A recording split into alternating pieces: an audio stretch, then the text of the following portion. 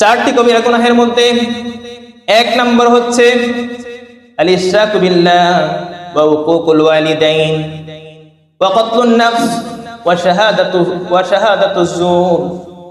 এক নম্বর হচ্ছে আল ইশরাকু বিল্লাহ, আল্লাহর সঙ্গে কাউকে শরীক করা, উকুকুল ওয়ালিদাইন, পিতামাতার অবাধ্যতা হওয়া।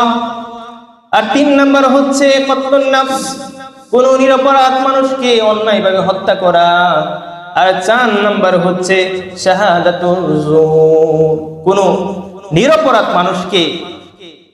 নিরপরাধ মানুষের উপর মিথ্যা অপবাদ দিয়ে মিথ্যা প্রপাগান্ডা চালিয়ে তার বিরুদ্ধে সাক্ষী দেওয়া।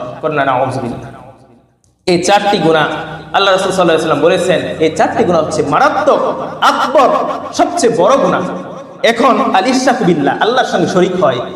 আমি তো বলি যে আল্লাহর সঙ্গে তো আমরা শরীক করি না, কিন্তু আমার আপনার কাজে কর্মে এমন জায়গায় শরীক